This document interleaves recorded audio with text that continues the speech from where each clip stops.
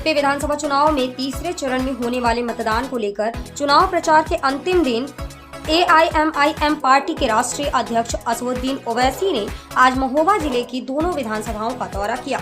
इस दौरान उन्होंने बीजेपी की डबल इंजन सरकार और पूर्व की समाजवादी पार्टी के मुखिया अखिलेश यादव पर जमकर निशाना साधा है।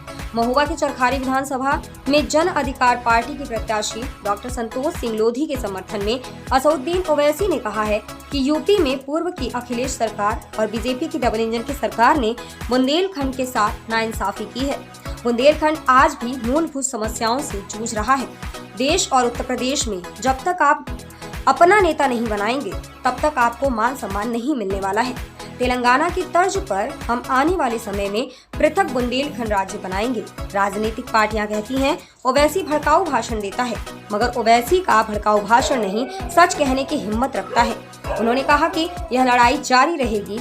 यहाँ का विधायक जब उत्तर प्रदेश की विधानसभा में विधायक बनकर पहुंचेगी तो वह वहाँ के सियासतदानों का भी डॉक्टर होने के नाते इलाज करेगी। मैं बुंदेलखंड में पहली बार आया हूँ और आने वाले समय में भी यह बार बार आता रहूंगा। मीडिया कर्मियों के द्वारा पूछे जाने पर उन्होंने कहा कि मुझे रोजाना धमकियां मिलती हैं, मैं सबकी लैला हूं।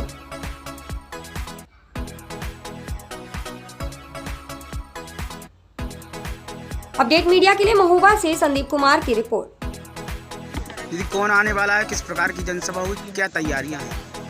आज हमारे राष्ट्रीय अध्यक्ष जन अधिकार पार्टी के आदरणीय माननीय बाबू सिंह कुशवाहा जी, ऑल इंडिया मजलिस मुस्लिम लीग के राष्ट्रीय अध्यक्ष बैरिस्टर असदुद्दीन ओवैसी साहब और वंचित समाज मोर्चा के राष्ट्रीय अध्यक्ष माननीय रामकरण कश्यप जी, इन तीनों का आगमन होने वाला है जयपुर में जन अधिकार पार्टी के लिए। क्या तैयारियां, किस प्रकार की सभा होगी? बहुत अच्छी सभा होगी, तैयारियां पूरी हो चुकी हैं। आप इसका जायजा खुद कैमरे के माध्यम से ले सकते हैं। और क्योंकि हम जीत की ओर अग्रसर हैं तो आखिरी अपील करने मेरे तीनों भागीदारी परिवर्तन मोर्चा के मान्यवर यहाँ पे पधार हैं। लगभग कितने लोगों की आने की संभावना? हजारों में। किस प्रकार की अपील होगी आज? अपील मूलतः यही होगी कि हमने हर बार बारंबार सबको देख लिया। अब की बार हमारी सरकार जन अधिकार पार्टी की सरकार, और इस बार विधायक डॉक्टर संतोष सिंह लोधी नहीं बनेगी, इस बार विधायक चरखारी विधानसभा की जनता जनार्दन बनेगी। करना है आप बाबू सिंह कुशवाहा के हाथ को मजबूत करिए और इंशाअल्लाह ताला ये लड़ाई जारी रहेगी। जब यहाँ से आपका विधायक हमारी बहन कामयाब होकर जाएगी तो उत्तर प्रदेश की विधानसभा में डॉक्टर संतोष जब जाएगी तो इंशाअल्लाह उन तमाम लोगों का जिन्होंने इस विधानसभा और बुंदेलखंड से इंसाफ नहीं किया, ये डॉक्टर भी है और सियासी डॉक्टर बनकर उनका सबका इलाज करेगी और उनको ठीक करेगी। आप गैस के सिलेंडर के निशान पर 20 तारीख के दिन बटन दबाकर भाग्यदान। यहाँ से हमारे भाई कुलदीप कुशवाहा साहब के हक में अपने वोट का इस्तेमाल करिए, खूब आगे बढ़कर मतदान में हिस्सा लीजिए। ये डबल इंजन की बीजेपी की सरकार बुंदेलखंड में इफलास और वीरानी उसका मुकद्दर बनाना चाहती है। अगर आप बुंदेलखंड का एक रोशन मुस्तकबिल देखना चाहते हैं कि यहाँ पर बिजली मिले, यहाँ पर पानी मिले, यहाँ पर शिक्षा का इंतजाम हो, यहाँ पर अस्पताल बने, तो बहुत जरूरी है कि बाबू सिंह कुशवाहा के हाथ को मजबूत करिए और जाप के तमाम प्रत्याशी को अपना वोट देकर कामयाब करिए। मैं आपसे माजरत चाहता हूँ, हमें और 3 मुकामात पर जाना है। वक्त की वक्त बहुत कम है, वक्त की तंगदामनी है, इसलिए आपसे माजरत चाहता हूँ। और अगर अल्लाह ने मौका दिया तो जरूर इंशाअल्लाह ताला मैं महोबा फिर आऊंगा और आपके दरमियान में ठहर कर अपनी पूरी बात कर सकूंगा।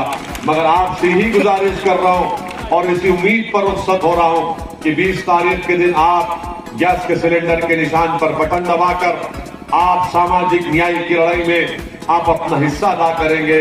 हिस्सेदारी की इस लड़ाई में आप गैस के सिलेंडर पर बटन दबाकर आप सही मानों में कमजोर और पिछड़े लोगों को एक आवाज देंगे, उनको ताकत देंगे। आपका बेहद शुक्रिया। सलाम अलैकुम।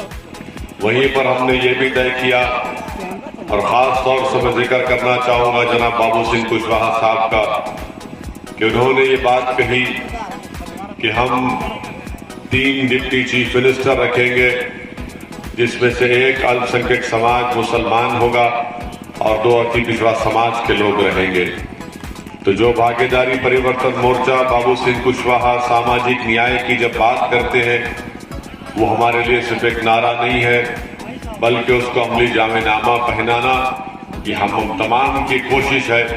इसीलिए मैं आपसे गुजारिश करने आया हूँ, आपसे अपील करने आया हूँ कि 20 तारीख के दिन आप कुलदीप कुशवाहा साहब, जिनका निशान गैस का सिलेंडर है, उस निशान के ऊपर बटन दबाकर आप हिस्सेदारी की इस लड़ाई में आप हमारा साथ दीजिए। और याद रखिए हमारी इस बात को कि जब तक आपका कोई सियासी नेता नहीं होगा, जब तक आपकी राजनीति में आपकी आवाज नहीं होगी, आपकी तकलीफ को, आपके मसाइल को कोई हल नहीं कर पाएगा।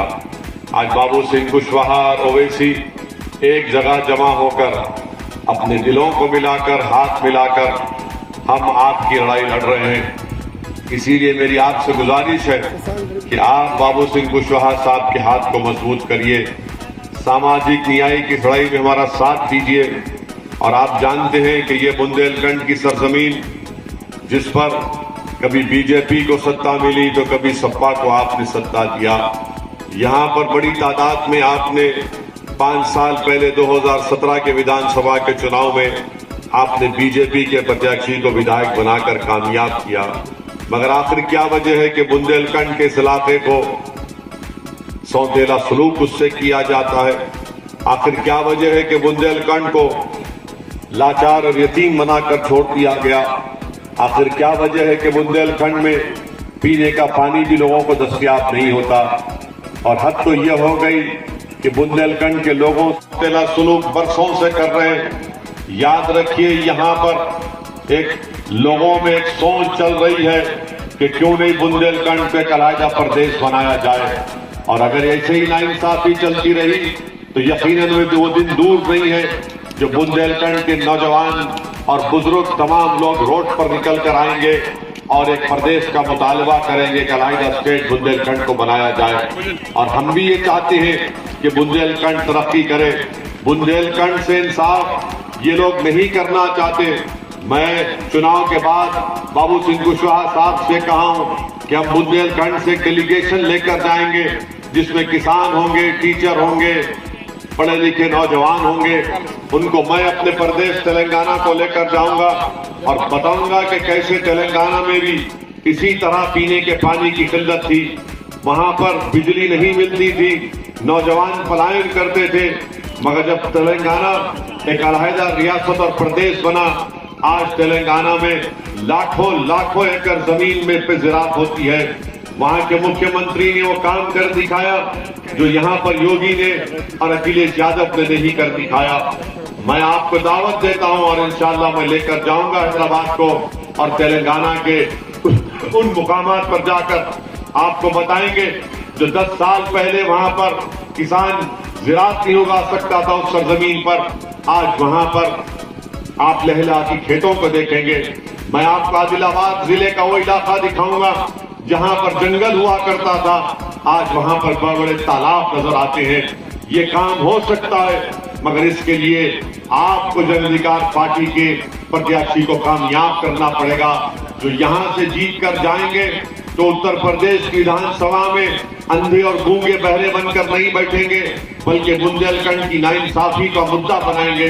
बुंदेलखंड से इंसाफ और महोबा विधानसभा से इंसाफ की लड़ाई लड़ेंगे। इसीलिए मेरी आप तमाम से गुजारिश है कि आपने बीजेपी को, सपा को बहुत मौका दे दिया, दोबारा गलती मत करिए। और जो लोग ये सोच रहे हैं कि बीजेपी को सपा को वोट देने से बीजेपी को रोक पाएंगे, दोबारा ये गलती मत करिए। आपने गलती 2017 में की, आपने गलती 2019 में की, आपने गलती 2014 में की।